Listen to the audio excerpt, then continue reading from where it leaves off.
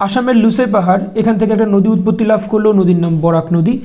বরাক নদী বাংলাদেশে ঢুকার আগে দুটো নামে বিভক্ত হয়েছে, একটা হলো সুরমা আর একটা হলো কুশিয়ারা। এই সুরমা কুশিয়ারার নামে বিভক্ত হয়ে বাংলাদেশে ঢুকলো সিলেট জেলার কাছাকাছি জায়গা দিয়ে। সুরমা সিলেট সুনামগঞ্জ হয়ে হবিগঞ্জে এসে থামলো। কুশিয়ারা মৌলভীবাজার হয়ে হবিগঞ্জ এর এই আজমিরিগঞ্জে এলো। এখন প্রশ্ন আসে, সুরমা কুশিয়ারা নদী মিলিত হলো কোথায়?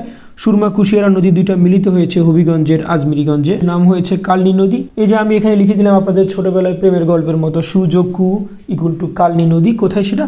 হবিগঞ্জের আজমিরিগঞ্জ। এরপর আমরা এই দিক দিয়ে দেখতে পাচ্ছি তিব্বতের মানস সরোবর হ্রদ। এই হ্রদটা কৈলাস শৃঙ্গের কাছাকাছি। এখান থেকে একটা নদী উৎপত্তি লাভ করেছে, নদীর নাম ব্রহ্মপুত্র। ব্রহ্মপুত্রের অন্য নাম কি সেটা জানতে চেয়ে এবার প্রশ্ন এসেছিল। ব্রহ্মপুত্রের নাম হচ্ছে ইয়ারলাং সাংপো উৎপত্তিস্থলে। ব্রহ্মপুত্র নদ তিব্বতের মানস সরোবর হ্রদ থেকে উৎপত্তি লাভ করে বাংলাদেশে প্রবেশ করে কুড়িগ্রাম জেলা দিয়ে প্রবেশ করে দিক দিয়ে জামালপুর শেরপুর হয়ে ময়মনসিংহের উপর দিয়ে ঘুরে ভৈরব বাজারে এসে থামে। সুরমা এবং কুশিয়ারা মিলে কালনী নদীর গতিপথ তৈরি হলো। গতিপথটা এসে থামলো ভৈরব বাজারে এসে মিশে গেল ব্রহ্মপুত্রের সাথে। তাহলে আমরা দেখতে পাচ্ছি, এখানে পাচ্ছি আমরা ব্রহ্মপুত্র প্লাস কালনী হয়ে যাবে মেঘনা নদী। তাহলে বাংলাদেশে মেঘনার প্রকৃষ্ট গতিপথ কিন্তু ভৈরব বাজার থেকেই, কিন্তু আপার যে মেঘনা, সেই মেঘনার উৎপত্তিস্থল কিন্তু একদম আসামের লুসাই পাহাড়ে। এখানে একটা ফ্যাক্ট আছে, ফ্যাক্টটা নিয়ে আমাদের বেশ কিছু আলোচনা হয়েছিল গত কয়েকদিন আগে। এই কোনাটা কিন্তু জামালপুরের দেওয়ানগঞ্জ। এখানে 1787 সালে একটা ভূমিকম্প হয়। ভূমিকম্পের ফলে নদীর গতিপথে একটা বিশাল পরিবর্তন হয়। এখানে নদীর নিচে ফাটল ধরে এদিকের পানি কিছুটা ব্লক হয়ে গিয়ে নতুন পানি যাত্রা শুরু করে একটা খালের উপর দিয়ে। খালটার নাম হলো জোনাই খাল। জোনাই খালে ফ্লো বাড়তে বাড়তে আস্তে আস্তে জোনাই থেকে নাম হয়ে যায় যমুনা।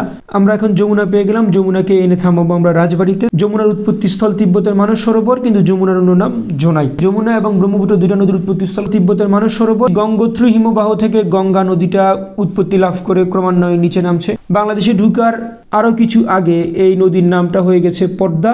জেলার নামটা একটু বড়, চাঁপাইনবাবগঞ্জ। আমি চাঁপাইনবাবগঞ্জকে এত বড় রাখতে চাই না, আমি এটা ছোট করে বলে ফেলবো সিএনজি। আপনারা যারা চাঁপাইনবাবগঞ্জের আছেন মাফ করে দিবেন এবং এভাবেই পড়ার চেষ্টা করবেন। তাহলে পদ্মা ঢুকলো সিএনজি করে ঢুকে এসে এদিক দিয়ে চলে এলো গোয়ালন্দ রাজবাড়ি। একদিক থেকে পদ্মা, একদিক থেকে যমুনা। পদ্মা এবং যমুনা মিলের নাম হয়ে গেল পদ্মা। রাজবাড়ির গোয়ালন্দ থেকে এই পদ্মা নাম ধারণ করে ছুটে এসে থামলো চাঁদপুরে। ব্রহ্মপুত্রের ভূমিকম্পের পরে নতুন ফ্লোয়ের নাম হয়ে গেছে যমুনা, আর আগের যে ফ্লোটা ছিল জামালপুর থেকে এদিকে, এটা নাম হয়ে গেছে পুরাতন ব্রহ্মপুত্র। এদিক দিয়ে আছে ব্রহ্মপুত্র। যমুনা এবং পদ্মা মিলে নাম হয়ে গেল পদ্মা নাম ধারণ করে চাঁদপুরে এসে থামলো। এখানে ভৈরব বাজারে পুরাতন ব্রহ্মপুত্র এবং কালনী মিলে নাম হয়ে গেল মেঘনা বিশাল একটা ফ্লো নিয়ে এবার চাঁদপুরে এসে পেয়ে গেল পদ্মাকে।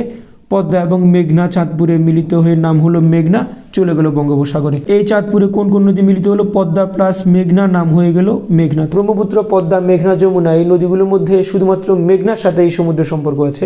এখানে দুইটা কনফিউজিং জোন আছে, পদ্মা যমুনা কোথায় মিলিত হয় এবং পদ্মা মেঘনা কোথায় মিলিত হয়।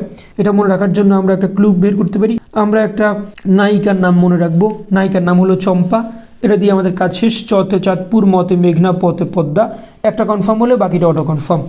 আরেকটা প্রধান নদীর নাম হচ্ছে কর্ণফুলী। এই কর্ণফুলী নদীটা মিজোরামের লুসাই পাহাড় থেকে উৎপত্তি লাভ করে এটা বাংলাদেশে প্রবেশ করে রাঙামাটি জেলা দিয়ে প্রবেশ করে আশেপাশের সব নদীকে বুকে ধারণ করে সে চলে যায় সমুদ্রে। তা আমরা এই দিক দিয়ে দেখতে পাচ্ছি কর্ণফুলী নদীটাও সরাসরি সমুদ্রে পতিত হয়েছে।